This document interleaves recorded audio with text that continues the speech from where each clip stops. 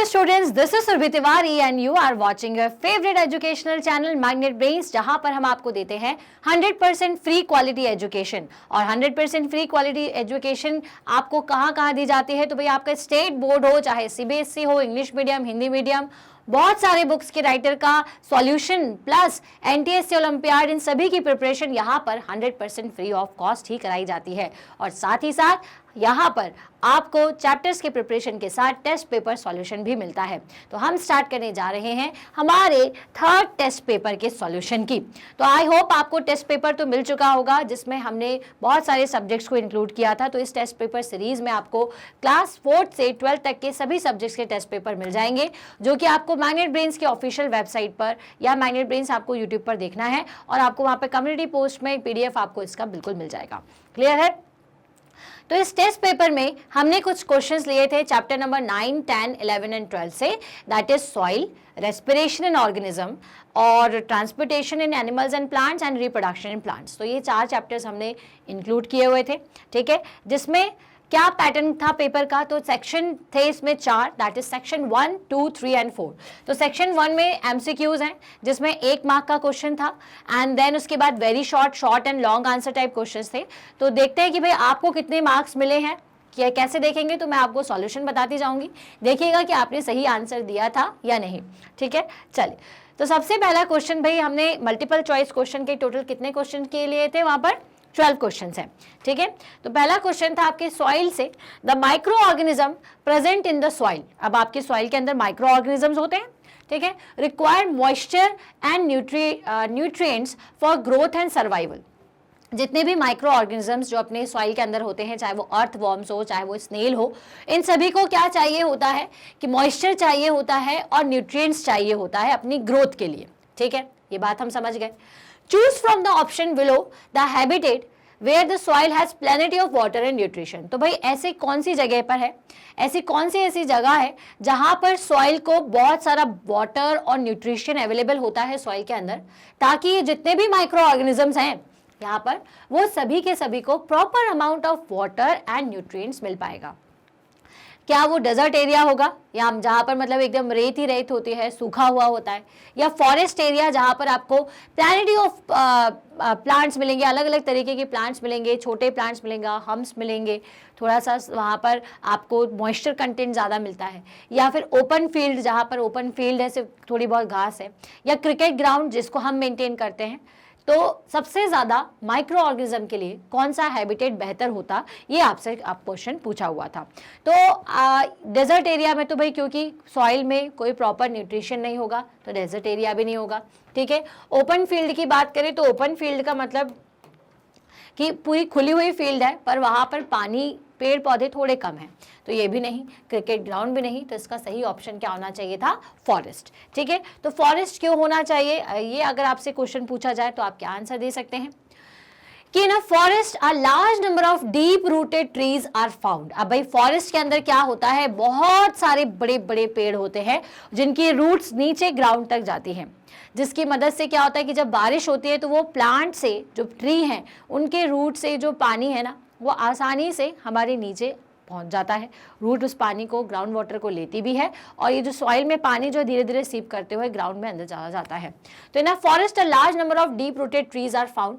Roots of the tree hold soil particle and protect top soil. तो basically ये root क्या काम करती हैं कि ये जो आपके बड़े बड़े ट्रीज होती हैं, इनकी जो रूट्स होंगी, ये क्या करती है, ये बेसिकली आपकी जो सॉइल है, ठीक है, उसको क्या करती है, उसको होल्ड करके रखने का काम करती है। मतलब कि सॉइल जो है वो इधर उधर ना जाए, उसका ये काम करती है, ठीक है। अब ये जो सॉइल है जो कि आपके रूट्स के साथ और पूरी तरीके से अच्छे तरीके से बंधी हुई है, ये अगर बहुत तेज़ बारिश आई या फिर बहुत तेज़ आंधी आई तो वो अपनी जगह से नहीं जाती, वहीं की वहीं मेंटेन रहती है। तो ये इस तरह से जो रूट्स है वो उसे इरोड होने में, ठीक है, इरोड ना हो इसमें मदद करती है, ठीक है। So and protect the top soil from getting eroded. तो अब ये सॉइल क्या करेगी, सॉइल के जितने भी पार्टिकल्स होते हैं ये इधर उधर ना जाए, तो इसे इरोड होने से बचाती है और इस तरह से टॉप सॉइल को ये सेव करती है। अब अपन ने कई तरीके की सॉइल्स के बारे में पढ़ा था, ठीक है, जिसमें हमने कैटेगराइज किया था A B C, ठीक है। तो ये जो आपकी A होती है और उसके ऊपर ये जो A है वो आपकी टॉप सॉइल होती है, जहाँ पे सारा न्यूट्रिएंट्स, सारे आपके माइक्रो ऑर्गेनिजम्स प्रेजेंट रहते हैं, हम्स प्रेजेंट रहता है, तो ये सभी आपको टॉप A सॉइल में मिलेगा। क्लियर है? तो ये जो रूट्स है बेसिकली इसी टॉप सॉइल को सेव करने का काम कर देती है, ठीक है, ताकि वो इरोड भी ना हो। Tree in a forest act as a natural absorbers and help the soil to absorb a huge quantity of the rain water. अब ये जो ट्रीज हैं फॉरेस्ट के अंदर वो एक एब्जॉर्बर की तरह काम करते हैं, ठीक है, ताकि क्या हो सके, जो सॉइल है वो बहुत ज़्यादा रेन वाटर को एब्जॉर्ब कर सके। So in forest habitat soil has plenty of water and nutrients. और इसी कारण से जो आपका फॉरेस्ट होता है उसमें सॉइल में सबसे ज़्यादा आपको क्या मिलेगा, वाटर मिलेगा और न्यूट्रिएंट मिलेगा। तो भाई पहले का आंसर क्या था, ऑप्शन नंबर बी। तो जिसका भी ऑप्शन बी सही है उसको मिल चुके हैं अब 1 मार्क। क्लियर है? आगे चलेंगे नेक्स्ट क्वेश्चन की तरफ कि भाई नेक्स्ट क्वेश्चन किसका सही है किसका गलत। तो availability of water and minerals in the soil for maximum absorption by root is in the. अब क्वेश्चन को समझिए कि वो ऐसा कौन सा पोर्शन है सॉइल का जहां पर रूट्स को सबसे ज्यादा, availability of water and minerals in the soil for maximum absorption by root, पानी और न्यूट्रिएंट्स रूट्स को सबसे ज्यादा किस जगह से मिलेगा, बी हॉरिजन, सी हॉरिजन, ए हॉरिजन या फिर सरफेस ऑफ सॉइल। ठीक है, तो इसका आंसर बहुत आसान है भाई, आपका option number C, that is A horizon. क्योंकि अब देखिए, आप अभी मैंने आपको समझाया था कि ये जो ट्री है उसकी जो सॉइल है वो, उसका जो रूट्स है वो बेसिकली क्या करती है, सॉइल को इरोड होने से क्या करती है, सेव करती है ना, सॉइल के इरोजन को सेव करती है। मतलब कि जितना भी सॉइल का जो भी सॉइल है वो आसानी से रूट के साथ में क्या होती है, बाउंड रहती है, अच्छी तरीके से बंधी हुई रहती है। तो भाई बारिश आएगी या कुछ भी आएगी तो जिसका पानी धीरे धीरे कहाँ जाएगा, इस रूट से होते हुए सॉइल पर, मतलब कि कहाँ मिलेगा, सबसे ऊपर वाली लेयर पर। और ऊपर वाली लेयर क्या होती है, ए हॉरिजन। तो हम ये कह सकते हैं कि भाई एक तो रूट्स इसकी ए हॉरिजन को बचाती हैं, टॉप सॉइल को बचाती है, साथ ही साथ ये जो ए हॉरिजन है वो फिर इस रूट को क्या देता है, पानी और जितना भी अवेलेबल न्यूट्रिशन है वो इसे इसी लेयर से ए हॉरिजन से मिलता है। क्योंकि ए हॉरिजन पर ही क्या होती है, ए हॉरिजन पर ही ऊपर की तरफ आपकी टॉप सॉइल मौजूद होती है। क्लियर है? तो जिसका ऑप्शन नंबर सी था वो सही है। A horizon is a top soil rich in humus, क्योंकि जो टॉप सॉइल होती है उसमें बहुत सारे हम्स होते हैं। Hums improve the texture of the soil, increases the soil aeration। जो भी हम्स आपके सॉइल के ऊपर होता है वो एरिएशन को बढ़ाता है। एरिएशन मतलब आपका प्रॉपर पानी का, हवा का इधर उधर जाना। And water holding capacity of soil as well as provide the nutrition to the growing plant. This soil layer also contain minerals, humus and minerals make the soil fertile and favour the plant growth. तो मतलब इन छोटे से summarise अगर मैं आपको करके बताऊं तो ए हॉरिजन के अंदर सारा न्यूट्रिशन सब कुछ होता है, इसीलिए कि वो टॉप सॉइल मौजूद होती है जिसमें हम्स होता है, इसलिए जो ए हॉरिजन है वो हमारे प्लांट के लिए सबसे ज़्यादा ज़रूरी होता है। अब जिसका भी ऑप्शन नंबर सी था उसको नंबर 1 मिल गया है भाई, 1 नंबर और, मतलब 2 मार्क्स हो गए हैं। आगे चलेंगे, सॉइल कंजर्वेशन मेजर्स। अब जो सॉइल कंजर्वेशन होता है वो बेसिकली क्यों किया जाता है, तो the soil conservation measures are mainly aimed at protecting which of the following. अब सॉइल का कंजर्व करने का क्या मतलब होता है, क्या प्लांट को बचाना, टॉप सॉइल को बचाना, सब सॉइल को बचाना, या फिर सॉइल ऑर्गेनिजम्स को बचाना। तो भाई सॉइल का कंजर्व होना मतलब क्या होगा, प्लांट तो होगा नहीं, तो सॉइल को कंजर्व होने का मतलब होता है टॉप सॉइल को बचाना। क्योंकि टॉप सॉइल एक ऐसी चीज होती है, सबसे ऊपर की जो सॉइल होती है टॉप सॉइल, वो ऐसी सॉइल होती है जिसमें प्लांट हो, चाहे सॉइल ऑर्गेनिजम्स हो, चाहे सब सॉइल्स हो।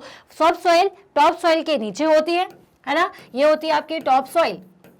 और बाकी की जितनी भी सॉइल की लेयर है वो आपको कहाँ मिलेगी, जितनी भी सब सॉइल्स हैं, जैसे कि आपके बी हॉरिजन हो, सी हॉरिजन हो, वो सभी आपके top soil that is A horizon के आपको नीचे ही मिलते हैं। ठीक है, अब प्लांट्स भी कहाँ लगते हैं, टॉप सॉइल में लगते हैं। सॉइल ऑर्गेनिजम्स भी कहाँ मौजूद होते हैं, टॉप सॉइल में। तो इसका मतलब सॉइल कंजर्वेशन करना, सॉइल को बचाना मतलब टॉप सॉइल को बचाना, इसलिए इसका ऑप्शन क्या होगा, ऑप्शन नंबर बी। तो जिसका भी ऑप्शन नंबर बी था वो सही है। तो यहाँ पर हमने एक छोटा सा इसका डिस्क्रिप्शन लिखा हुआ है कि क्यों ऑप्शन नंबर बी है, तो आप इसका शॉर्ट ले सकते हैं। Top soil is rich in hums which is dark brown in colour and consist of decaying remaining of plants and animal. अब टॉप सॉइल जो होती है उसमें हम्स होता है, डार्क ब्राउन कलर का होता है, और जिसके अंदर बहुत सारे प्लांट्स और एनिमल का डेड प्रोडक्ट होता है, या डिकेइंग एनिमल्स, डिकेइंग लीव्स होती हैं, एनिमल प्लांट्स के पार्ट्स होते हैं।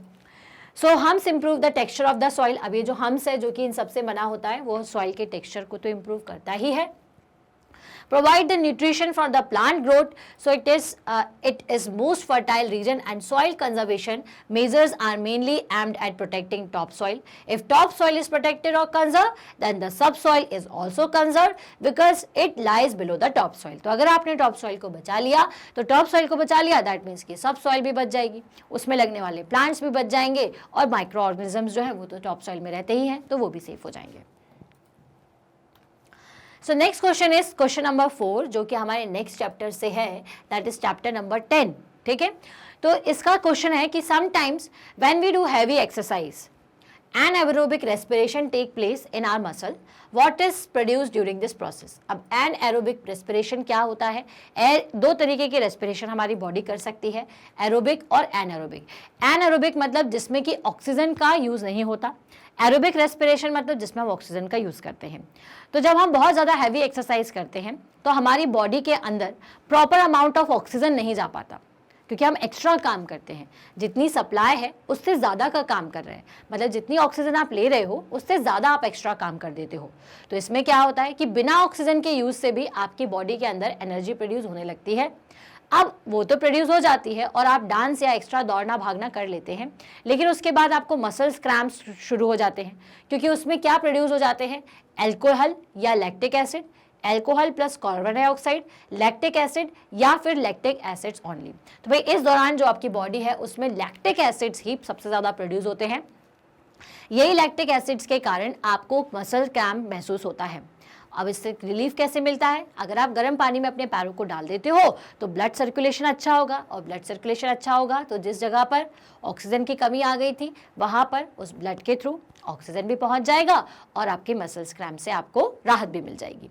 ठीक है, तो यहाँ पर हमने एक्सप्लेनेशन दिया हुआ है ऑप्शन नंबर डी का कि when we do heavy exercise our body does not get enough oxygen to produce the required energy. हमारी बॉडी को इनफ ऑक्सीजन नहीं मिल पाती। जब आप देखो हम नॉर्मल सांस लेते हैं तो हमारे अंदर ऑक्सीजन जाता है, हमारी बॉडी में काम होता है, एनर्जी प्रोड्यूस होती है। ठीक है, लेकिन जब आपने ऑक्सीजन लेने का आपका तरीका तो नॉर्मल ही है, आप धीरे धीरे ऑक्सीजन लेते हो, लेकिन काम आप बहुत तेजी से करते हो, तो उस दौरान क्या होता है, एक्स्ट्रा आपकी बॉडी काम करती है।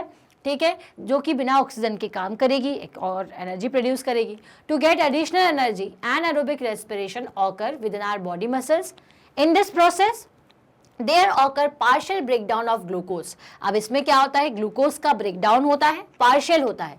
पार्शियल मतलब क्या कि आधा होना। ठीक है, जब हम नॉर्मल रेस्पिरेशन करते हैं, एरोबिक रेस्पिरेशन करते हैं, तो ऑक्सीजन ग्लूकोज को पूरी तरह तोड़ देती है, लेकिन जब एनारोबिक रेस्पिरेशन होता है, ऑक्सीजन मौजूद नहीं होती है, तो पार्शियल ब्रेकडाउन होने की वजह से ग्लूकोज के लैक्टिक एसिड्स प्रोड्यूस हो जाते हैं। पार्शियली ब्रेकडाउन जो ग्लूकोज है वो किस में कन्वर्ट हो जाता है, लैक्टिक एसिड्स में।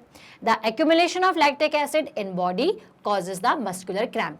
और इसी लैक्टिक एसिड्स के कारण क्या होता है, हमारी बॉडी के अंदर मसल क्रैम्प प्रोड्यूस हो जाते हैं। तो आई होप जो भी बच्चे ये देख रहे हैं उनको ये समझ में आया हो। चलिए नेक्स्ट क्वेश्चन, क्वेश्चन नंबर 5।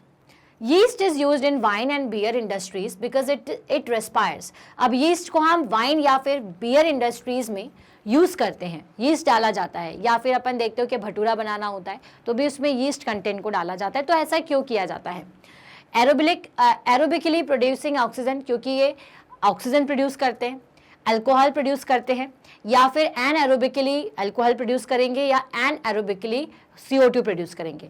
तो भाई अगर वाइन और बियर की इंडस्ट्रीज़ में इनका यूज़ किया जा रहा है, इसका मतलब कि ज़रूर अल्कोहल की रिक्वायरमेंट होगी।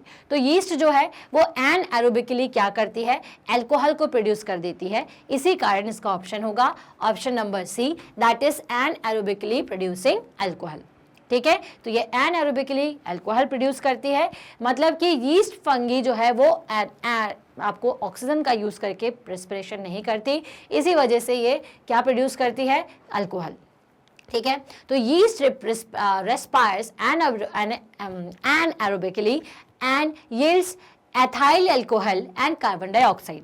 तो बेसिकली जितने भी यीस्ट हैं वो एनारोबिकली रेस्पायर करती है, रेस्पिरेशन करती हैं और प्रोड्यूस करती हैं अल्कोहल, ठीक है, और carbon dioxide. Due to the production of ethyl alcohol yeast are used in brewing industries. Brewing मतलब कि आपकी जितनी भी आपकी बियर या फिर अल्कोहल इंडस्ट्रीज होती हैं। So this process of anaerobic respiration in yeast is called the fermentation। और इस प्रोसेस को जिसमें कि हम यीस्ट का यूज करते हैं, एनारोबिक रेस्पिरेशन उनसे करवाते हैं, इस पूरी प्रोसेस को क्या कहा जाता है, फर्मेंटेशन की प्रोसेस कहा जाती है। क्या कहते हैं, फर्मेंटेशन की प्रोसेस। तो ये भी याद हो जाएगा, हमें एक नया पॉइंट सीखने को मिल गया। ठीक है, चलो अब है नेक्स्ट की क्वेश्चन नंबर 6। तो भाई अभी 5 नंबर मिल गए हैं जिसने भी सही आंसर दिया था। Earthworm and frog breathe through their skin because of which the skin of both the organism is. अब अर्थवॉर्म और जो फ्रॉग्स होते हैं, आपको पता है कि फ्रॉग तो जो अपने लंग्स से और अपनी स्किन, इन दोनों के यूज से क्या कर सकते हैं, रेस्पिरेशन कर सकते हैं, मतलब रेस्पिरेशन की प्रोसेस करेंगे ताकि खाना जो है वो एनर्जी में कन्वर्ट हो जाए। ठीक है। अर्थवॉर्म भी अपनी स्किन से लेती है, तो इसकी वजह से उनकी स्किन कैसी होती है, moist and rough, dry and rough, dry and slimy, या फिर मॉइस्ट एंड स्लिमी। तो भाई ऑब्वियस सी बात है कि उनकी अर्थवॉर्म जो होती है बेसिकली उसकी बॉडी स्लिमी सी होती है, ताकि वो एक तो चल भी आसानी से चल पाए, और ये कैसे प्रोड्यूस होता है, क्योंकि वो अपनी स्किन से सांस लेती है। तो मॉइस्ट एंड स्लिमी इसका आंसर होना चाहिए था, option number D. So the skin of earthworm and frog feel moist and slimy on touching. It is because in earthworm and frog exchange of gases take place by the diffusion through the moist body surface। तो क्योंकि exchange of gases जो है, gases का exchange होना जो है, oxygen carbon dioxide का जो एक्सचेंज है वो उनकी बॉडी से होता है, सारा डिफ्यूजन बॉडी के अंदर ही होता है, तो इसीलिए उनकी बॉडी के ऊपर थोड़ा सा मॉइस्चर फील होता है। क्लियर है। चलिए अब आगे चलेंगे नेक्स्ट क्वेश्चन की तरफ, that is question number 7। The muscular tube through which stored urine is passed out of the body। अब हमारी बॉडी के अंदर एक ट्यूब होता है जिससे कि यूरिन जो है वो बॉडी से पास होता है। ठीक है, उसे क्या कहते हैं, किडनी, यूरेटर, यूरेथ्रा या फिर यूरिनरी ब्लैडर। ठीक है, तो अब भाई आपका जो ट्यूब है वो कौन सा होता है, तो ये ट्यूब है आपका यूरेथ्रा। ठीक है, तो ह्यूमन एक्सक्रीटरी सिस्टम की बात हो रही है यहाँ पर। तो हमारे पूरे हमारे ह्यूमन एक्सक्रीटरी सिस्टम में यूरेथ्रा के बाद यूरिनरी ब्लैडर होता है। तो यूरेथ्रा क्या करता है, जो भी हमारी किडनी ने काम किया हुआ है, हमारे जो यूरिन डेवलप हुआ है उसे यूरेथ्रा तक पहुंचाने का काम करेगा, जो कि यूरिनरी ब्लैडर से पास हो जाता है। तो human excretory system comprises of a pair of kidney, a pair of ureter and a urinary bladder, a urethra and a urinary opening. Urine passes from the kidney through the two tubes called the ureter, including an elastic sac called the urinary bladder। ठीक है, तो हमारी body के अंदर क्या होता है, urinary bladder है, यूरेथ्रा है, यूरिनरी ओपनिंग्स है। तो ये जो 2 ट्यूब्स होते हैं जिसको अपन यूरेटर्स कहते हैं, इन्हीं के थ्रू ये कहाँ तक जाता है, ब्लैडर तक जाता है। The urinary bladder stores the urine temporarily which is then excreted through the urethra, और जो कि यूरेथ्रा से टाइम पर टाइम निकलती रहती है। समझ में आया। चलिए next is question number 8। They are pipe-like, consisting of a group of specialized cells. They transport substances from a two-way traffic in plants. ठीक है, which of the following terms qualify for the features mentioned above? So basically plant के अंदर एक pipe like structure होता है जो कि two way traffic का काम करता है, मतलब कि पानी को रूट से आपके स्टेम से होते हुए डिफरेंट पोर्शन तक पहुंचाता है, और दूसरी चीज फूड जो कि लीव्स प्रिपेयर करती है उसे उससे ऊपर से लेके नीचे तक पहुंचाने का काम करता है। तो मतलब 2-वे ट्रैफिक का काम कर रहा है, एक ऊपर जा रहा है एक नीचे जा रहा है। तो इसको वो कौन काम करता है, जालम, वेस्कुलर टिश्यूज, रूट हेयर या फिर फोलम टिश्यूज। तो कौन काम करता है 2-वे ट्रैफिक का, तो भाई ये जो आपके फोलम टिश्यूज है ना, ये क्या करते हैं, phloem tissues consist of a group of specialised cells. Sieve tubes are elongated tubular conducting channel of the phloem through which food is transported. The content of phloem can move in the upward as well as in the downward direction। ठीक है, ये जो आपका phloem है ये upward और downward दोनों direction में जा सकता है, इसीलिए टू वे ट्रैफिक का काम फोलम टिश्यूज करता है। और इसका ऑप्शन क्या होगा? इसका ऑप्शन होगा option number D, that is phloem tissues. Clear हो गया? चलिए, तो भाई आपके प्लांट में ऊपर से नीचे ले जाना, नीचे से ऊपर ले जाना, इन दोनों का काम कौन करेगा? फोलम टिश्यूज करेंगे। क्लियर है? चलिए, तो अब इसके बाद पहुंचेंगे हम क्वेश्चन नंबर 9 की तरफ। तो in a tall tree which force is responsible for pulling water and minerals from the soil. अब बड़े बड़े से जो ट्रीज होते हैं उसमें किस फोर्स के कारण ये जो आपका न्यूट्रिएंट है या फिर जितने भी मिनरल्स हैं, वाटर है, वो ऊपर की तरफ जाता है? ग्रेविटेशनल, ट्रांसपोर्टेशन, सक्शन फोर्स या फिर कंडक्शन फोर्स। तो हमें पता था, हमने एक एक्टिविटी भी करी थी कि जिस तरह से हम स्ट्रॉ से सक करके लिक्विड को ऊपर लेते हैं, उसी तरीके से टॉल ट्रीज भी क्या करते हैं? पानी को सॉइल से ऊपर कैसे लेंगे? सक्शन फोर्स की मदद से। क्लियर है? सो द रूट, जिसका ऑप्शन होगा option number C, that is suction force. ठीक है? So the root cells absorb the water and mineral salts continuously from the soil.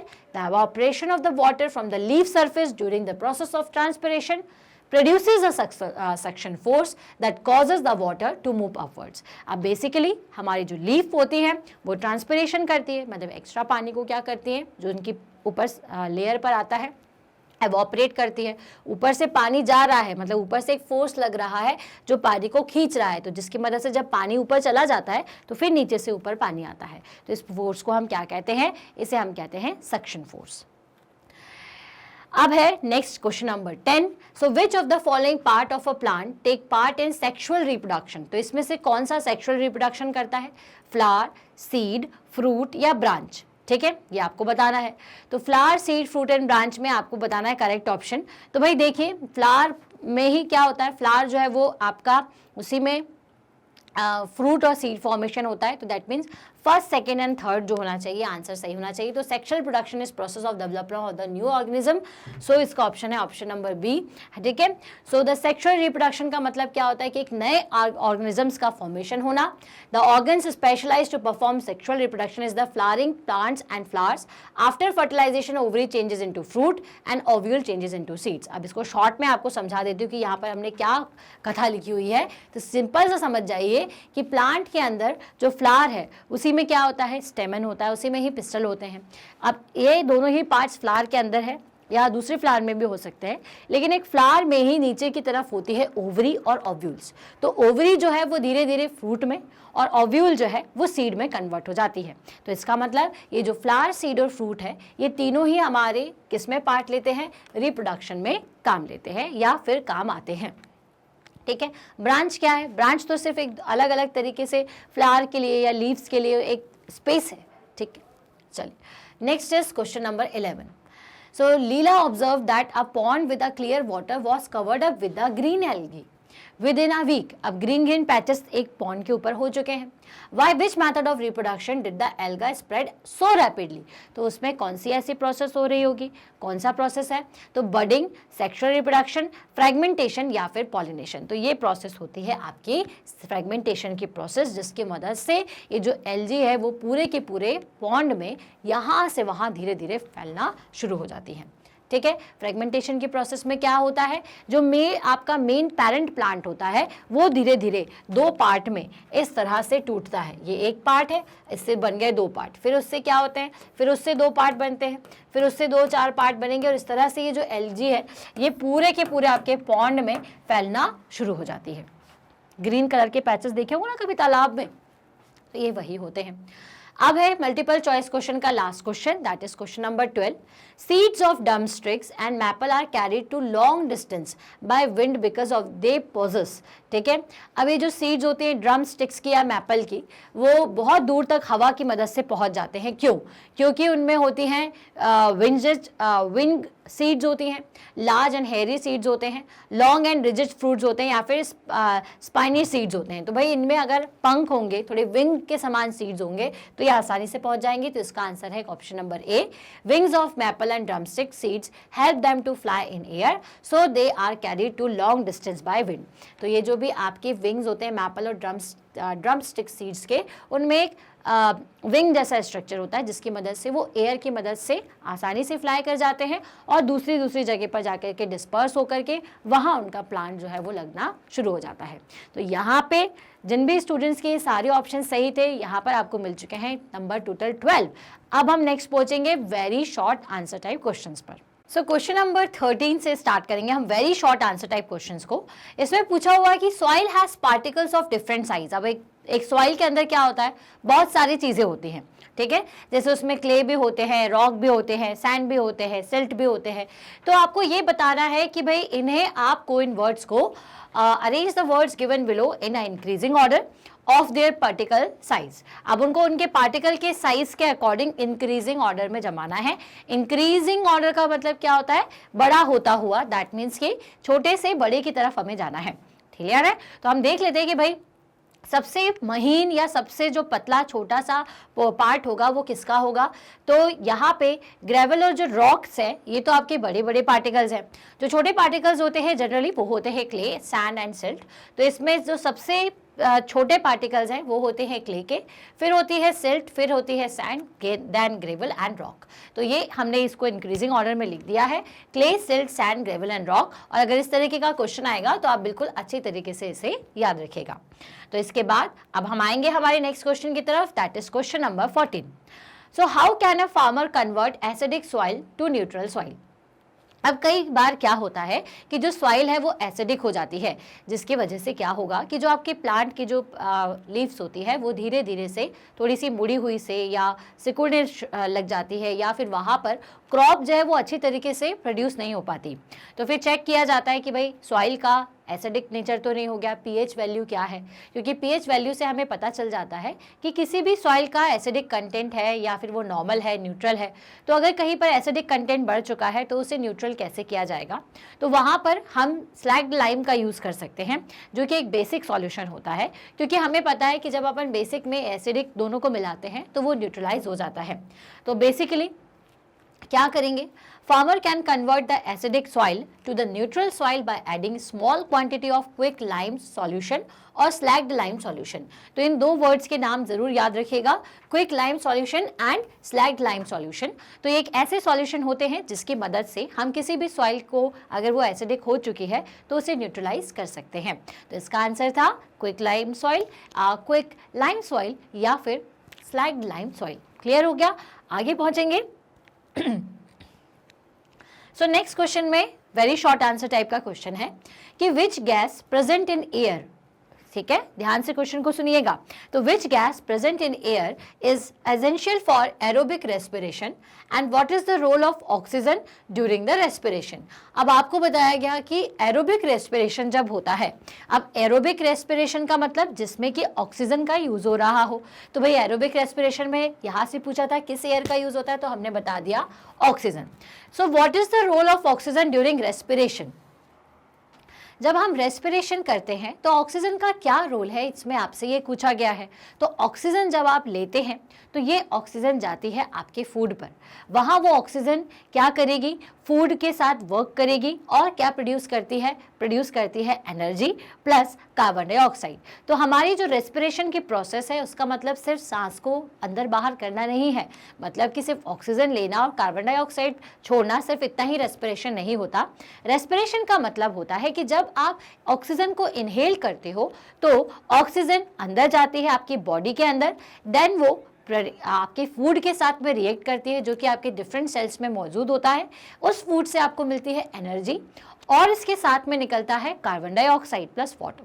ठीक है, तो ये जो कार्बन डाइऑक्साइड है इसे आप एक्सेल कर देते हो। क्लियर है? तो यहाँ पर आपको वही बताना था। So oxygen present in air is essential for aerobic respiration. अगर एरोबिक रेस्पिरेशन की बात की जा रही है इसका मतलब कि ऑक्सीजन एयर की जरूरत है। नेक्स्ट इज कि क्या करती है ऑक्सीजन, तो with the help of oxygen organic food is completely oxidised into carbon dioxide and water to release energy. तो भाई बेसिकली क्या होता है कि ये जो ऑक्सीजन है ये क्या करती है, आपके जितना भी फूड होगा आपकी बॉडी के अंदर उस ऑर्गेनिक फूड को ऑक्सीडाइज्ड करती है, कार्बन डाइऑक्साइड प्रोड्यूस करती है, वाटर प्रोड्यूस करती है। ठीक है, कार्बन डाइऑक्साइड प्लस वाटर ताकि हमारी बॉडी में एनर्जी हमें मिल सके। ठीक है, तो अगर अपन इसको एक रिएक्शन में लिखें तो ऑक्सीजन जैसे ही हम लेते हैं तो ये जाता है ग्लूकोज में, ठीक है, जो कि आपकी बॉडी के अंदर प्रेजेंट है इन अ फॉर्म ऑफ फूड। तो ग्लूकोज प्लस ऑक्सीजन, जिससे हमें क्या मिलता है, carbon dioxide, water plus energy. तो अगर हमने एक प्रोसेस ऑफ रेस्पिरेशन को हम एक इक्वेशन में लिखना चाहें तो हम कुछ इस तरह से लिख सकते हैं। क्लियर है? चलिए, तो ये हो गया आपका क्वेश्चन। अब नेक्स्ट क्वेश्चन की तरफ चलते हैं, जो कि है question number 16। So on a very cold morning, बहुत ही ठंडी सी मॉर्निंग थी, Bujo and Paheli were talking with each other as they walked down to their school. They observed that the air coming out of their mouth looked like smoke. They were amused and wondered how it happened, helped them to find the answer. देखिए, पहली चीज़ तो क्या हुआ कि बहुत ही ठंडी morning थी। Morning के टाइम पर क्या होता है, टेम्परेचर काफ़ी कम रहता है, ठंड ज़्यादा रहती है। जब आप बाहर की तरफ अपनी सांस लेते हो, बाहर की तरफ सांस को छोड़ते हो, एक्सेल करते हो, तो क्या होता है, आपको फॉग दिखता है। अब आपको पता है कि फॉग मतलब क्या होता है कि आपके मॉइस्चर कंटेंट, ठीक है, तो मॉइस्चर कंटेंट जो है जब वो आप जैसे ही बाहर जाएगा, ठीक है, तो वेपर के फॉर्म में होता है, लेकिन बाहर क्योंकि ठंडा मौसम है तो वो क्या हो जाएगा, वापस से ड्रॉप्स में कन्वर्ट होगा। ठीक है, तो हम जब भी ऑक्सीजन लेते हैं और कार्बन डाइऑक्साइड एक्सेल करते हैं, तब उस दौरान कार्बन डाइऑक्साइड के साथ में कुछ मॉइस्चर कंटेंट भी बाहर जाता है। तो हमारे साथ एयर में क्या घुली हुई होती है, मॉइस्चर। तो यही मॉइस्चर जब ठंडा होता है तो हमें दिखाई देना शुरू हो जाता है। ठीक है, so on a cold day the warm and moist air excelled by us, हमारी अंदर से जो हवा बाहर आती है वो कैसी होती है, वो होती है वार्म एंड मॉइस्ट, थोड़ी सी गर्म और मॉइस्चर जिसमें होता है। ठीक है, so the warm and moist air exhaled by us condenses into mist when it comes in contact with the cold air. तो ये मिस्ट में कन्वर्ट हो जाता है। मॉइस्ट किस में कन्वर्ट होता है, मिस्ट में। ठीक है, तो इसीलिए बाहर कंडेंस होता है। कंडेंस का मतलब क्या होता है, अंदर से आपने उसे बाहर किया तो वो मॉइस्चर था, गर्म था, बाहर जाकर के ठंडा हो गया। और आपको तो पता ही है कि अगर पानी की बात करें तो वो वेपर के फॉर्म में कब कन्वर्ट होता है, जब गर्म होता है, और ठंडा होने के बाद अगेन वो किस में कन्वर्ट हो जाएगा, मिस्ट में, या फिर हम कह सकते हैं पानी की ड्रॉपलेट्स में। तो यहाँ पर भी वही होता है। And it comes in contact with the cold air of the atmosphere, और वो मिस्ट में कन्वर्ट होगा। And this looks like white smoke, और वो किसकी तरह दिखती है, एक वाइट स्मोक की तरह दिखाई देती है। क्लियर है? तो यही कारण है कि जब भी आप ठंडियों के टाइम पर जैसे ही अपने मुंह से हवा बाहर निकालते हैं, कार्बन डाइऑक्साइड को बाहर रिलीज करते हैं, तो हमारे जो कार्बन डाइऑक्साइड कंटेंट होता है उसमें हमारे पानी, हमारे जो बॉडी के अंदर पानी है वो मॉइस्चर के फॉर्म में रहता है, जो ठंडा होकर के हमें स्मोक जैसा दिखाई देता है। तो इसका आंसर हमने दे दिया, बहुत ही आसान सा सवाल था। आगे चलेंगे। So what is the special feature present in an human heart which does not allow mixing of blood when oxygen rich and carbon dioxide rich blood reaches to the heart. अब हमारी बॉडी में, heart में ऐसा कौन सा special feature होता है? तो हमें पता है कि हार्ट जो है उसमें चैम्बर्स होते हैं। क्लियर है? अब ये जो चैम्बर्स होते हैं उसमें ऑक्सीजन मिक्स ब्लड और कार्बन डाइऑक्साइड मिक्स जो ब्लड होता है ये बिल्कुल डिफरेंट होता है। तो किसकी मदद से होता है? तो भाई आर्टरीज और वेन्स का नाम तो आपने सुना ही होगा। ठीक है, तो यही ये सारी प्रोसेस का काम करती है। तो इसका आंसर आप कैसे देंगे? Human heart is 4 chambered consisting of 2 arteries and 2 ventricles. हमारा जो ह्यूमन हार्ट होता है उसमें टोटल 4 चैम्बर्स होते हैं, जिसमें 2 आर्टरीज होती हैं और 2 वेंट्रिकल्स होते हैं। क्लियर है? The left side of the heart receives oxygen rich blood, where is the right side of the heart receive the carbon dioxide rich blood. हमारा लेफ्ट साइड का ब्लड जो है उसमें होता है ऑक्सीजन रिच ब्लड, और जो आपका राइट साइड का होगा उसमें कार्बन डाइऑक्साइड रिच ब्लड होता है। ठीक है, तो इन दोनों को ही अलग किया जाता है चैम्बर्स की मदद से। The left and right side of the heart are completely separated from each other by the muscular septum which prevents the mixing of oxygen rich and carbon dioxide rich blood। तो हमारी ये जो muscular स्पैटम होता है उसकी मदद से ये जो आपका ब्लड है लेफ्ट साइड का और राइट साइड का, ये एक दूसरे से नहीं मिल पाते। या इन शॉर्ट में आप याद रखिए कि हार्ट में 4 चैम्बर्स होते हैं, 4 चैम्बर्स होते हैं, जिसमें से 2 जो है उसमें ऑक्सीजन कंटेंट ब्लड होता है लेफ्ट साइड में, और जो राइट साइड का आपका चैम्बर्स होते हैं उसमें कार्बन डाइऑक्साइड मिक्स ब्लड होता है। और अगर किसी की बॉडी में ये दोनों ब्लड मिल जाएं, ऑक्सीजन रिच ब्लड और कार्बन डाइऑक्साइड रिच ब्लड, तो उसकी जान को भी खतरा हो सकता है, वो उसके लिए लाइफ थ्रेटनिंग हो जाएगा। आई बात समझ में? तो भाई हमारे हार्ट में 4 चैम्बर्स हैं जिनके मस्कुलर स्पैटम की मदद से ये जो ब्लड है वो एक दूसरे से नहीं मिल पाता। इसके बाद आगे चलेंगे क्वेश्चन नंबर 18 पर। तो name the organ which is located in the chest cavity with its lower tip slightly tilt towards the left. अब उस ऑर्गन का नाम बताइए जो कि चेस्ट कैविटी में होता है। तो आपके चेस्ट कैविटी में आपको कौन सा ऑर्गन फील होता है? तो हमारी चेस्ट कैविटी में हमें हार्ट फील होता है, जो कि थोड़ा सा लेफ्ट साइड की तरफ टिल्ट होता है, जिसके कारण हम उसको महसूस करते हैं, तो हमें लेफ्ट साइड पर ज़्यादा महसूस होता है। आई बात समझ में? तो हार्ट एक तरीके से ऑर्गन है। आगे चलेंगे। आपसे पूछा है, एक फिगर दिया हुआ है, look at the figure, draw another figure of the same setup as would be observe after a few hours. Basically आपने क्या किया हुआ है, यहाँ एक पोटैटो लिया है, उसमें शुगर सॉल्यूशन को डाला है, उसे शुगर सॉल्यूशन में, और वाटर को। अब आपको बताना है कि इसके साथ क्या होगा। तो देखिए, after a few hours there occur a rise in the level of sugar solution, ठीक है, in potato and fall in the level of water in the beaker. Basically जो शुगर सॉल्यूशन है उसको जब आपने अंदर रखा तो वो धीरे धीरे पोटैटो में चला जाएगा और पानी जो है वो कम होने लगेगा, which indicates that the solution has absorbed water from the beaker. इसका मतलब ये जो शुगर सॉल्यूशन था इसने इस बीकर में से पानी को एब्जॉर्ब कर लिया। The entry of water into sugar solution occur by the process of osmosis. ये जो पानी है जो कि शुगर सॉल्यूशन में एंटर हो चुका है, इसी को हम क्या कहते हैं? इसी को हम कहते हैं ऑस्मोसिस की प्रोसेस। तो बेसिकली आपको इस क्वेश्चन में क्या करना था, आपको बताना था कि अगर हम इस तरह से पोटैटो को, शुगर सॉल्यूशन को और वाटर को ऐसा रखते हैं तो क्या होता है। तो देखिए, अगर आपने इस तरह से शुगर सॉल्यूशन को रखा है तो ये जो पानी है ये शुगर सॉल्यूशन की तरफ एब्जॉर्ब होता जाएगा, धीरे धीरे कम होना शुरू होगा और शुगर सॉल्यूशन जो है ये कहाँ जाना शुरू हो जाएगा? पोटैटो की तरफ। तो ये जो प्रोसेस है इसको हम क्या कहते हैं? इस प्रोसेस को हम ऑस्मोसिस की प्रोसेस कहते हैं। नेक्स्ट, सो भाई नेक्स्ट क्वेश्चन है कि फंगस, मोज and fern reproduce by common method of asexual reproduction, name the method. अब ये जो फंगस या मोज या ये जो फर्न होते हैं ये किस रिप्रोडक्शन मेथड से प्रोड्यूस हो जाते हैं? तो भाई हमें पता है कि हमने देखी है कि एक होती है प्रोसेस स्पोर फॉर्मेशन की, ठीक है। तो ये सभी किससे प्रोड्यूस होते हैं? ये सभी स्पोर फॉर्मेशन से प्रोड्यूस होते हैं। तो अगर जहाँ पर भी आपको ये नाम दिखे तो आपको याद रखना है कि किस रिप्रोडक्शन से प्रोड्यूस होते हैं। तो ये प्रोड्यूस होते हैं स्पोर फॉर्मेशन से। क्लियर है? चलिए, तो यहाँ पे इसको खत्म करने के बाद आगे बढ़ेंगे वेरी शॉर्ट आंसर टाइप का next question. Pick the odd one out from the following on the basis of mode of reproduction and give reason for it. अब आपको बताना है कि इनमें से ऑड वन आउट कौन सा है?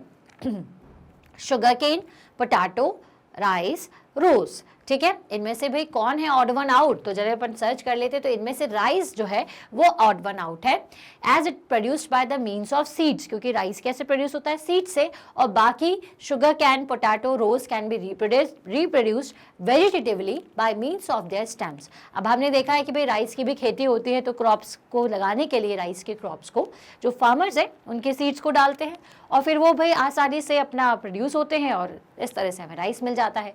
लेकिन शुगर केन की बात करें, चाहे रोज की बात करें या पोटैटो की बात करें, तो इन सभी को अगर आप स्टेम को कट करके भी सॉइल में लगा दोगे ना तो ये एक नया प्लांट उसमें से निकलना चालू हो जाएगा। क्लियर है? तो इसलिए राइस यहाँ पर ऑड वन आउट था। सब एक और क्वेश्चन है भाई, Boojho had the following parts of a rose plant, a leaf, root. Rose plant के कुछ उसके पास पार्ट्स थे, जैसे कि एक लीफ था, root, a branch, a flower, a bud and pollen grain. Which of them can be used to grow a new rose plant? अब इसमें से वो किसकी मदद से नया रोज प्लांट लगा सकता है? ठीक है, तो भाई अगर हमें लगाना है तो हमें अगर रोज प्लांट की बात करें तो हम उसकी ब्रांच से लगा सकते हैं, उसके स्टेम से लगा सकते हैं। क्लियर है? So a branch of rose plant can be used to grow a new rose plant.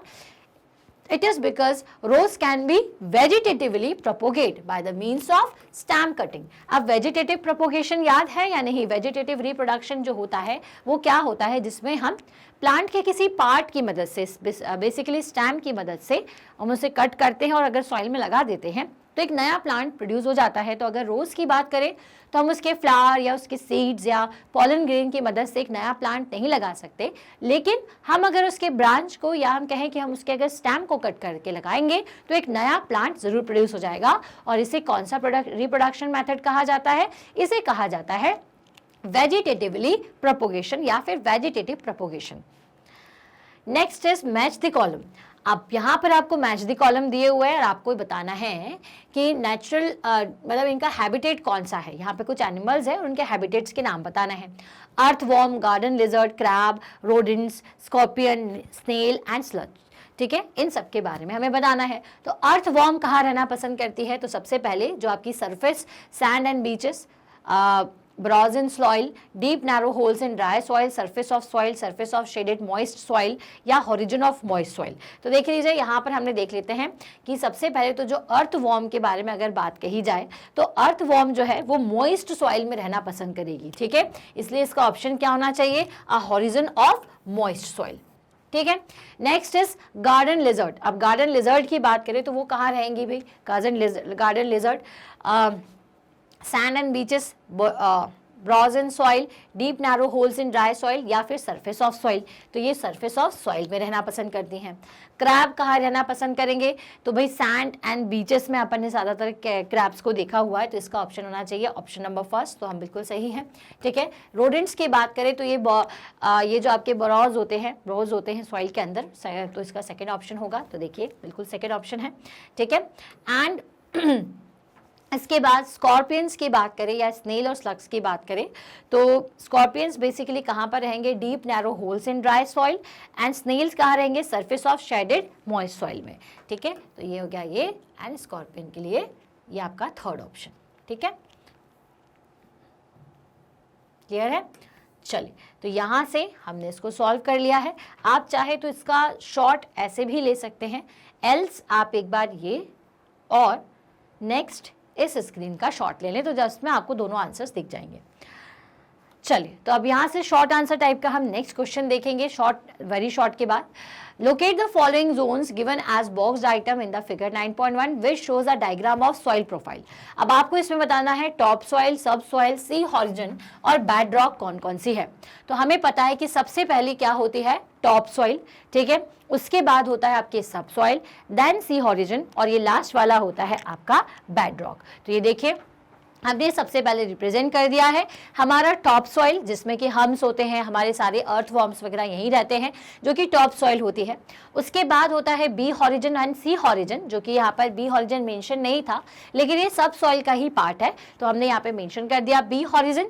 C horizon जो कि पार्शियली वेदर्ड रॉक्स होती है जिसके अंदर, और सबसे ज़्यादा बड़ी बड़ी चट्टानें या रॉक्स कहाँ पर होती है? सबसे नीचे बेड रॉक्स में। क्लियर हो गया? तो ये हमारी सॉइल की प्रोफाइल है, मतलब एक सॉइल के अंदर इतना सारे स्टेजेस होते हैं। क्लियर हो गया? अब आगे बढ़ेंगे क्वेश्चन नंबर 25 पर। So whenever we feel drowsy और sleepy we start yawning. Does yawning help us in any way? तो क्या जब जैसे अपन को नींद आती है हम यॉन करना शुरू कर देते, तो यॉइंग कैसे हेल्प करती है, इसमें आपको आंसर बताना था। सो ड्यूरिंग ड्राउजीनेस अवर ब्रीथिंग रेट स्लोज डाउन। तो क्या होता है कि जब अपने को थोड़ा आलस आता है, ड्राउजीनेस लगती है, तो हमारा जो ब्रीथिंग रेट है ना वो स्लो हो जाता है।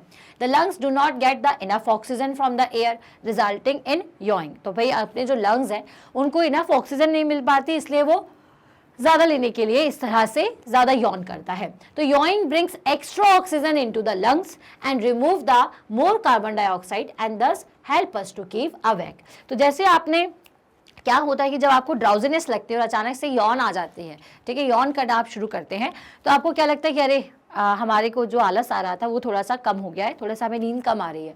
तो ऐसा क्यों होता है? क्योंकि पहले ऑक्सीजन रेट कम हो जाता है, लेकिन जैसे ही आप यॉन करते हैं हमारे जो लंग्स हैं उन्हें प्रॉपर अमाउंट ऑफ ऑक्सीजन मिलेगी और हम अगेन थोड़ा कंफर्टेबल महसूस करते हैं। क्लियर हो गया? चलो, तो इस आंसर को बिल्कुल याद रखिएगा और अब आगे बढ़ेंगे नेक्स्ट क्वेश्चन की तरफ, जो कि है कि insect and leaves of plant have pores through which they exchange gases with the atmosphere. Insect और लीव्स इन सभी में क्या होते हैं, कुछ पोर्स होते हैं जिनकी मदद से, जैसे इंसेक्ट्स लाइक कॉकरोच होता है, इनके बॉडी में कुछ ऐसे पोर्स होते हैं जिनकी मदद से ये गैसेस को एक्सचेंज कर लेती हैं। लीव्स तो करते ही हैं, ठीक है। So can you write 2 points of difference between these pores with respect to their position, number and extension into the body. अब आपको इन दोनों में डिफरेंस बताना था, तो हम चलिए डिफरेंस बता देते हैं। So spikles in insect and stomata on leaves of a plant are pores through which gaseous exchange take place. अब थोड़ा ध्यान से समझिएगा, जिसको आंसर पता है कोई बात नहीं। तो भाई कॉकरोचेस की बात करें और अगर अपन प्लांट की बात करें तो कॉकरोचेस मतलब एनिमल्स जो होते हैं, इंसेक्ट्स जो होते हैं, उनमें होते हैं स्पाइकल्स। क्या होते हैं? Spiracles. And in insect and stomata on leaves. अब ये जो स्टोमेटा होता है लीफ का, और जो आपके छोटे छोटे से इंसेक्ट्स हैं उनकी बॉडी में जो होते हैं स्पार्कल्स, इनके अंदर होते हैं छोटे छोटे से छेद या हम कह सकते हैं पोर्स, जिनकी मदद से ये क्या करते हैं, अपने गैसेस का एक्सचेंज करते हैं, ठीक है, और रेस्पिरेशन करते हैं। Difference between sparkles and stomata on the basis of their position, number and extension. आपको क्या बताना है, इन दोनों के बीच में डिफरेंस बताना है कि एक तो पोजिशन का कि आपके इंसेक्ट में यहाँ होता है इस पोजीशन पे, और आपके प्लांट में इस पोजीशन पे होता है। कितने नंबर ऑफ स्पाइकल्स होते हैं, कितने नंबर ऑफ स्टोमेटा होते हैं, ये आपको बताना है। एक्सटेंशन इनटू बॉडी, और किस तरह से बॉडी में इसका एक्सटेंशन होता है, कैसे ये गैसेस को बॉडी में पहुंचाते हैं, इसके हिसाब से आपको डिफरेंस बताना था। देखिए, तो पहला अपन पोजीशन से बता देते हैं। स्पार्कल्स कहाँ प्रेजेंट होते हैं? तो spiracles are present on the sides of the insect's body. तो बॉडी के जो साइड ऑफ बॉडी होती है, ठीक है, मान लीजिए कि कॉकरोच है तो इसके ये वाला हिस्सा जो है, ठीक है, यहाँ पे उनके स्पाइकल्स मौजूद होते हैं। While stomata are present on the lower surface of leaves, और यहाँ, ठीक है, और स्टोमेटा कहाँ प्रेजेंट होता है? लीफ के लोअर सरफेस पे। तो आपको दोनों को याद रखना है। स्पाइकल्स कहाँ प्रेजेंट होते हैं इंसेक्ट्स में? साइड्स में, बॉडी के साइड में, ठीक है, और लोअर ये जो स्टोमेटा है वो कहाँ प्रेजेंट होता है? Lower surface of leaves. तो लीव की जो लोअर सरफेस है वहां पर स्टोमेटा प्रेजेंट होता है। Next is spiracles are fewer in numbers. अब स्पाइकल्स फ्यूअर होते हैं नंबर्स में, और स्टोमेटा ज़्यादा होते हैं, क्योंकि पत्तियां इतनी सारी हैं, बहुत सारे लीव्स हैं, तो मतलब इतने ज़्यादा स्टोमेटा होंगे। तो भाई स्टोमेटा ज़्यादा होते हैं एज कम्पेयर टू स्पाइकल्स। तो भाई दूसरा उन्होंने नंबर के लिए, रिस्पेक्ट के नंबर के हिसाब से डिफरेंस पूछा था, तो हमने बता दिया स्पाइकल्स जो है वो कम नंबर्स में होते हैं और स्टोमेटा ज़्यादा नंबर में होते हैं। फिर आपको बताना है एक्सटेंशन इनटू बॉडी। तो spiracles lead to an extensive network of tracheal system which is absent in leaves. अब स्पाइकल्स में क्या होता है? एक बहुत लंबा सा एक्सटेंसिव नेटवर्क होता है, मतलब कि स्पाइकल्स के साथ में ट्रैकिया सिस्टम जो है ये जुड़ा हुआ रहता है, जो कि लीव्स के साथ में नहीं होता। बस इतना सा आपको डिफरेंस बताना था, ये तीनों चीजें हमने बता दी, ठीक है। तो ये शॉर्ट आंसर टाइप क्वेश्चन के बाद अब हम नेक्स्ट पहुंचेंगे अगले क्वेश्चन की तरफ, जिसमें आपसे पूछा हुआ था, name the only artery that carries carbon dioxide rich blood and why it is called an artery if it does not carry oxygen rich blood.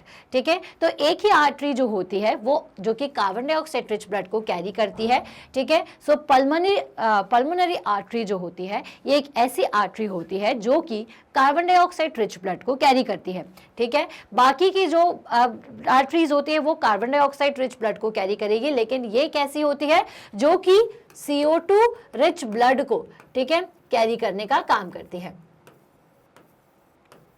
ठीक है। So pulmonary artery does not carry oxygen rich blood but it carries the blood away from the heart like all other arteries, therefore it is called an artery. क्योंकि ये blood को heart से दूर लेकर के जाती है, भाई इसको प्योरिफिकेशन के लिए भेजने का काम करेगी ना, तो इसीलिए भाई क्योंकि ये आर्टरी जो है ये आपके हार्ट तक लेकर के नहीं आती, लेकिन ऑक्सीजन रिच ब्लड, बाकी आर्टरी क्या करती है, ऑक्सीजन रिच ब्लड को आपकी बॉडी तक पहुंचाती है। लेकिन ये एक ऐसी आर्टरी है दैट इज पल्मोनरी आर्टरी जो कि आपके कार्बन डाइऑक्साइड रिच ब्लड को क्या करती है, हार्ट से दूसरी जगह लेकर के जाती है। अब क्योंकि पहुंचाने का काम नहीं कर रही, वहां से ले जा रही है, इसलिए हम इसको आर्टरी कहते हैं। और ये सिर्फ एक ऐसी आर्टरी होती है जो कि कार्बन डाइऑक्साइड रिच ब्लड को कंटेन करके लेकर जाती है, और इसका नाम क्या है, इसका नाम है पल्मोनरी आर्टरी। क्लियर हो गया? चलो, तो इसके बाद हम फटाफट से अब अगले क्वेश्चन की तरफ आ जाएंगे, जो कि है कि Boojho's uncles was hospitalised and put on dialysis after a severe infection in both his kidney. So dialysis क्या होता है आपको ये बताना है। When does it become necessary to take such a treatment? अब डायलिसिस कब किया जाता है? जब किडनी आपकी प्रॉपरली फंक्शन नहीं करती है। तो dialysis is the medical process by which the toxic substance are removed from the blood of a person whose kidneys are completely damaged। अब किडनी क्या करती है बेसिकली, जितना भी ब्लड का वेस्टेज प्रोड्यूस होता है हमारे अंदर, ठीक है, जैसे आपका जो एसिड कंटेंट होता है उसे यूरिन के फॉर्म में वो पूरे ब्लड से एब्जॉर्ब करके बाहर निकालने का काम करती है। अब भाई किडनी खराब हो गई तो क्या होगा, ये जो वेस्ट प्रोडक्ट प्रोड्यूस हो रहा है ये हमारी बॉडी में फैलना शुरू हो जाएगा। तो भाई डायलिसिस किया जाता है, इसका मतलब कि क्या किया जाता है, जितना भी टॉक्सिक सब्सटेंस है, ठीक है, आपकी बॉडी के अंदर उसे एक्सटर्नली निकाला जाता है, किसी बाहर की मेथड से निकाला जाता है। तो dialysis is the medical process in which the toxic substance are removed from the blood of a person. किसी भी पर्सन के ब्लड से इन टॉक्सिक सब्सटेंस को निकाला जाता है। अगर किसी आदमी की जो किडनी है वो पूरी तरीके से खराब हो चुकी है, artificial kidney is a dialysis machine. और इसमें कैसे किया जाता है, तो भाई एक आर्टिफिशियल किडनी की मदद से, ठीक है, डायलिसिस की जो एक मशीन होती है उसकी मदद से ये प्रोसेस की जाती है, ठीक है। So in a case person's kidney get damage due to some infection और इंजुरी, डायलिसिस बिकम्स नेसेसरी। और क्यों डायलिसिस किया जाता है, अगर किसी पर्सन की किडनी डैमेज हो गई है पूरी तरीके से तो फिर इसीलिए उसके लिए डायलिसिस की जो प्रोसेस है वो नेसेसरी हो जाती है। अब इस क्वेश्चन के बाद हम बढ़ेंगे हमारे नेक्स्ट क्वेश्चन की तरफ, जो कि शॉर्ट आंसर टाइप है। और क्या है, question number 29, fill in the blanks. So question क्या है कि the male and female gametes fuse to form. अब जब मेल और फीमेल गैमेट्स, आप अपने फ्लावर को याद करिए, हमने बताया था कि जब मेल और फीमेल गैमेट्स मिलते हैं तो वो क्या बनाते हैं, तो बनाते हैं जियोगॉट, ठीक है। तो यहाँ पर अपन लिख देते हैं, ठीक है, ठीक है। Next is during the process of what, तो किस प्रोसेस में ये जियोगॉट बनता है, तो ये बनता है फर्टिलाइजेशन के प्रोसेस में,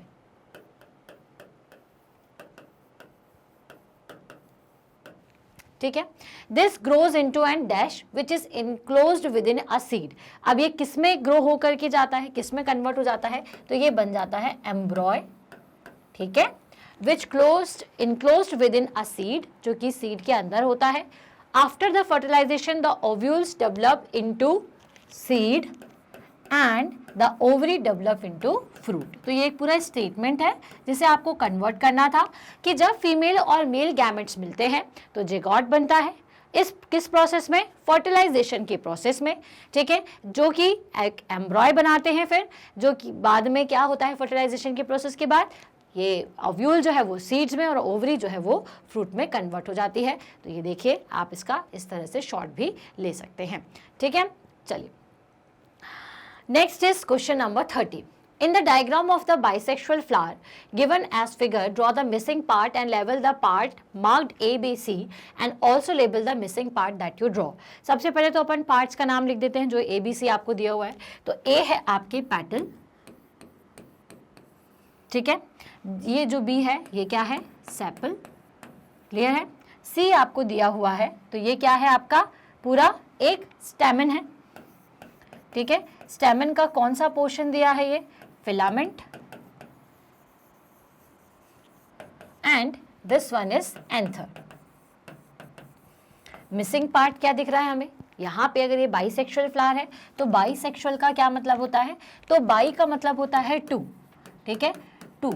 अब टू मतलब कि जिसमें दोनों ही पार्ट्स हो, मेल प्लस फीमेल। तो यहाँ पर कौन मिसिंग है, पिस्टल मिसिंग है। तो हम यहाँ पर क्या ड्रॉ कर देंगे, तो यहाँ पर होना चाहिए एक और पार्ट जो कि नीचे से थोड़ा सा स्वेलन होता है, ये है आपका पिस्टल, ठीक है, जिसमें ऊपर का पोर्शन स्टिग्मा, क्लियर है, बीच वाला पोर्शन स्टाइल, और सबसे नीचे ये कौन सा पोर्शन होता है, तो ये होती है ओवरी।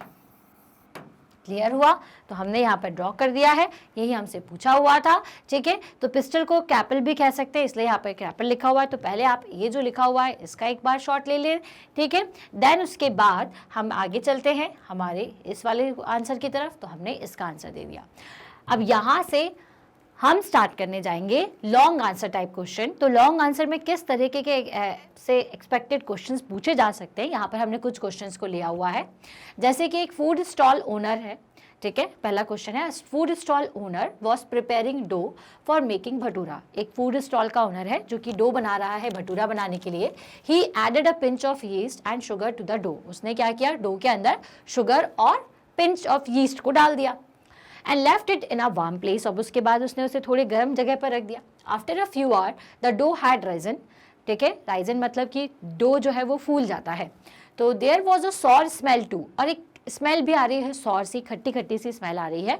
तो ये क्यों हो रहा है, कुछ ऐसे क्वेश्चंस पूछे गए हैं कि why did the dough rise. अब डो क्यों बना, क्यों, अब देखिए हमें पता है कि जो यीस्ट है जब भी किसी में मिलाया जाता है तो वो कौन सा रेस्पिरेशन करती है, वो करती है एनारोबिक रेस्पिरेशन, जिसमें कि वो ऑक्सीजन का यूज़ नहीं करती, लेकिन क्या प्रोड्यूस करती है, कार्बन डाइऑक्साइड प्रोड्यूस करती है और अल्कोहल प्रोड्यूस करेगी। क्लियर है। तो इसी की वजह से, कार्बन डाइऑक्साइड के प्रोड्यूस होने की वजह से ये जो यीस्ट है ये क्या होगा, धीरे धीरे फूलना शुरू हो जाता है। Why did the dough smell sour? अब ये sour स्मेल क्यों आ रही है, क्योंकि यीस्ट जो है वो अल्कोहल कंटेंट भी प्रोड्यूस करता है, जिसकी वजह से जो sour स्मेल है वो आती है। Next is why was sugar added to dough. तो अब शुगर इसलिए डाला जाता है ताकि उसकी फूड रिक्वायरमेंट को वो पूरा कर सके। अब रेस्पिरेशन कैसे होता है, तो जब भी आप किसी एयर को लेते हो और खाने के साथ में क्या किया जाता है, रिएक्शन की जाती है, लेकिन यहाँ पे एनारोबिक रेस्पिरेशन हो रहा है, लेकिन फूड की रिक्वायरमेंट तो होगी ही, तभी तो कार्बन डाइऑक्साइड होगी प्रोड्यूस या अल्कोहल प्रोड्यूस होगा। तो शुगर डाला जाता है ताकि उसकी फूड रिक्वायरमेंट पूरी हो सके। और what would happen if the dough was kept in the refrigerator soon after it was prepared. अगर आपने उसे रेफ्रिजरेटर में कर रख दिया तो यीस्ट को एक सर्टेन टेम्परेचर पर ही ये काम कर पाती है, लेकिन अगर आपने उसे रेफ्रिजरेटर के अंदर रख दिया तो टेम्परेचर हो जाएगा कम और यीस्ट अपना एनारोबिक रेस्पिरेशन नहीं कर पाएगी। ठीक है, सो लो टेम्परेचर पर यीस्ट जो है वो मल्टीप्लाई नहीं हो पाती, क्योंकि अब यीस्ट कैसे डेवलप होती है, अपने को मल्टीप्लाई करती जाती है और फैलने की वजह से ही जो डो है वो फूलता है और बढ़ता है। ठीक है, सो अगर आपने रेफ्रिजरेटर में रखा तो लो टेम्परेचर रहेगा और वो मल्टीप्लाई नहीं हो पाएगी। So yeast undergoes anaerobic respiration in the absence of oxygen and produces the ethyl alcohol and carbon dioxide. जो यीस्ट है वो एक एनारोबिक रेस्पिरेशन करती है। तो भाई इसको जरा ध्यान से सुनते चाहिए कि आपका क्या एक तरीके से रिविजन भी हो रहा है ना। तो यीस्ट जो है वो एनारोबिक रेस्पिरेशन करती है and produces the ethyl alcohol and carbon dioxide. The carbon dioxide released during the respiration by the yeast result in the rise of dough. ठीक है, कार्बन डाइऑक्साइड क्योंकि रेस्पिरेशन में रिलीज होती है इसलिए जो डो है वो फूला हुआ दिखता है। Production of alcohol during anaerobic respiration by yeast result in sour smell. अब क्योंकि इसमें अल्कोहल भी प्रोड्यूस होता है इसलिए सॉर स्मेल आती है। और शुगर का क्या काम होता है, तो sugar act as food for yeast, और यहाँ पे जो शुगर है वो यीस्ट की तरह काम, फूड की तरह काम करती है यीस्ट के। क्लियर है। A low temperature yeast will not multiply and respire because of which dough will not rises. Low temperature पर यीस्ट जो है वो मल्टीप्लाई नहीं होगी, रेस्पिरेशन नहीं कर पाएगी, इसी वजह से डो जो है वो फूलेगा नहीं and will not become sour which is required by the making bhatura. और वो खट्टा भी नहीं लगेगा जो कि भटूरे के लिए रिक्वायर्ड होगा, क्योंकि भटूरा खाते तो थोड़ा सा खट्टा सा टेस्ट आता है ना, तो वो आना जरूरी होता है। तो वो एक हाई टेम्परेचर पर ही पॉसिबल है, लो टेम्परेचर पर नहीं। क्लियर हुआ। चलिए तो यहां से हम इसे खत्म करेंगे और लॉन्ग आंसर टाइप के नेक्स्ट क्वेश्चन पर, दैट इज क्वेश्चन नंबर 32 पर पहुंचेंगे। इस क्वेश्चन में आपसे बोला गया है कि fill in the blanks of the following paragraph using just 2 words artery and vein. तो भाई आर्टरी और वेन मतलब हार्ट से रिलेटेड एक क्वेश्चन आपको दिया हुआ है। ठीक है, अब आपको इसमें बताना है कि सही प्लेस पर क्या आएगा। जैसे पहली लाइन में पढ़ती हूँ, dash carry oxygen rich blood from the heart to all the part of the body. अब हमारे हार्ट से हमारी सारी बॉडी पार्ट में कौन सी चीज जो है वो ब्लड पहुंचाने का काम करती है, वेन और आर्टरीज में से। तो ये जो है आपकी आर्टरी है, ठीक है, जो कि क्या काम करती है, जो कि आपके ऑक्सीजन रिच ब्लड को हार्ट से दूसरी जगह पहुंचाने का काम करेगी। ठीक है, and dash carry carbon dioxide rich blood from all the part of the body back to the heart। और वो कौन सा पार्ट है हार्ट का जो कि ऑक्सीजन रिच ब्लड की जगह पर कार्बन डाइऑक्साइड रिच ब्लड को पहुंचाने का काम करेगा हार्ट तक। तो भाई सारे पार्ट से कार्बन डाइऑक्साइड रिच ब्लड को लेकर के हार्ट को देने का काम करते हैं वेन्स। कौन काम करता है, वेन्स। तो यहाँ पर क्या आना चाहिए, वेन्स। ठीक है, तो भाई मैं ए और बी की जगह पर ना यहाँ पर भी आपको मेंशन कर देती हूँ। ए की जगह आएगा, ए मीन्स आर्टरी और वी का मतलब हो जाएगा वेन्स। ठीक है, अब देखिए देन उसके बाद बोला है कि dash have the thin walls and dash have the thick elastic walls. अब देखिए बेसिकली क्या होता है, आर्टरी में जो ब्लड का प्रेशर होता है वो काफ़ी हाई होता है, काफ़ी तेज होता है। इसी वजह से आर्टरीज में, ठीक है, क्या होगा, आर्टरीज जो होती है थिक वॉल की होती हैं और वेन्स जो है वो थिन वॉल की होती हैं। तो सी में आपसे पूछा हुआ था कि डैश हैव थिन वॉल्स, तो किसकी थिन वॉल्स होती है, तो मैं यहाँ पर लिख दे रही हूँ वेन्स की और यहाँ पर वी, ठीक है। नेक्स्ट डी ऑप्शन है कि and dash have a thick elastic wall, तो किसकी थिक इलास्टिक वॉल्स होती हैं, तो ये जो आपकी आर्टरीज है ना, इनकी जो वॉल्स रहती हैं वो कैसी होती हैं, थिक होती है। तो डी की जगह क्या आएगा हमारे पास, आर्टरी आएगा, ठीक है। अब नेक्स्ट है कि blood flows at high pressure in dash. अब किसमें हाई प्रेशर में ब्लड फ्लो करता है, तो आपको याद रखना है कि आर्टरीज जो है, क्योंकि इनकी वॉल थिक होती है, इन्हीं में ही हाई प्रेशर में ब्लड जो है वो फ्लो करता है। Valves are present in dash which allow blood to flow only towards the heart. अब कौन towards the heart blood को पहुंचाता है, तो veins पहुंचाती हैं, तो इसलिए कहाँ valves present होंगे, veins में। तो यहाँ पर क्या आ जाएगा आपका, veins ऑप्शन आ जाएगा, ठीक है। दैट इज F की जगह पर आपको क्या लिखना है, यहाँ पर आपको देना है आंसर veins only, ठीक है। And dash divides into smaller vessels. अब कौन है जो कि स्मॉलर वेसल्स में डिवाइडेड होती हैं, तो ये जो आपकी आर्टरीज हैं, ठीक है, ये क्या होती हैं, स्मॉलर वेसल्स में डिवाइडेड होती हैं, ठीक है।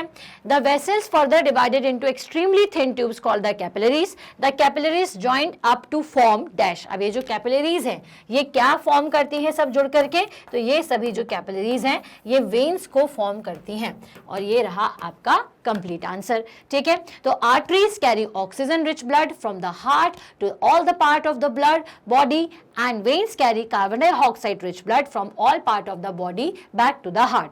आर्टरी जो है वो ऑक्सीजन रिच ब्लड को आपके हार्ट से सारे पार्ट में ले जाती है, वेन जो है वो कार्बन डाइऑक्साइड रिच ब्लड को सारे पार्ट से लेकर के हार्ट तक पहुंचाएगा।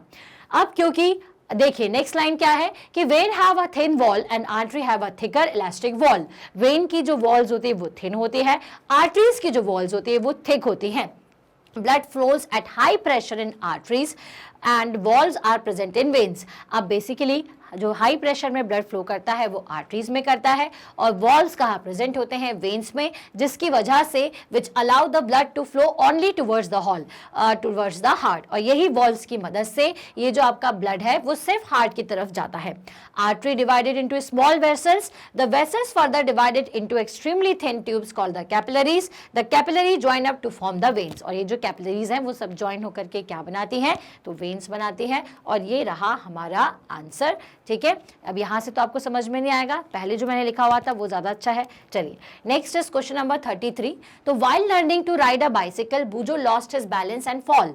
ही got bruises and it's his knees and it start bleeding, ठीक है। however the bleeding stopped after some time। अब भाई उसे चोट लग गई, ठीक है, तो क्या हुआ कि ब्लीडिंग स्टॉप कैसे हो गई, ये पूछें कि why did the bleeding stop.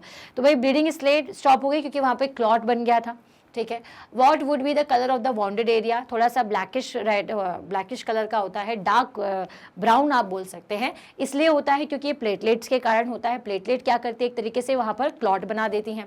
Which type of blood cells are responsible for clotting of the blood. तो हमारी ब्लड के अंदर जो प्लेटलेट्स होती हैं वही क्या काम करती है, वही खून को बहने से या ब्लड के फ्लो को रोकने के लिए काम में आती है।